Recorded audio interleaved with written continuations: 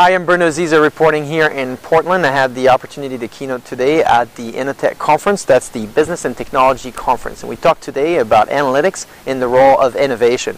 I want to talk about two specific things that we've seen and we've discussed a ton throughout the week here at the conference. What are the cultural barriers that you have to deal with when it comes to innovation in analytics? I want to highlight two. The first one is this idea of groupthink. And the idea that if everybody's thinking the same, then you might be onto something here. In fact, Einstein had a great guidance on that, and he said if everybody's thinking the same, then nobody's thinking. So think about that as you think about your organization. Are you influenced too much by others? Are you looking for what some people might call the minority report? The second cultural aspect of innovation in analytics is a big barrier around the opinion of the highest ranked officer. Make sure that you have a way to include the feedback from people that are in front of the customers, in the field, in front of the problem. So those are two things to look out for in terms of problems for innovation and using analytics to propel your organization. There's 4 best practices that we found that organizations use in order to innovate better. I want to give you a little bit of a sense, and of course in this podcast you'll see there's a link to a conversation I've started on the subject. The first one is this obsession for feedback. It's not just about tolerating feedback, but it's developing a culture around analyzing innovation, the results of innovation. So experimenting and measuring and then further innovating on top of the analytics you might have is an important cultural aspect of innovation.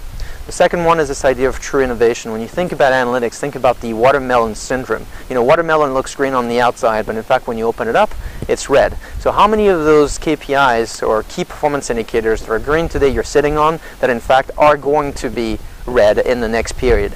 Make sure that you understand that when you're performing well, you understand why. It's almost as important as knowing why you make mistakes. The third aspect is marriage of leading and lagging indicators.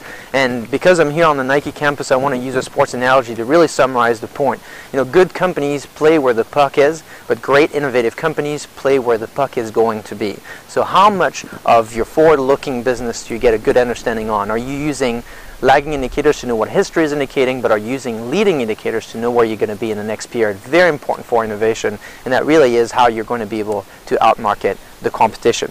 The fourth one, I should say, is this idea of competition, the context of competition. Geoffrey Moore has a great book and did some great research on innovation within a context. And here, I think for me, the context of competition is very important.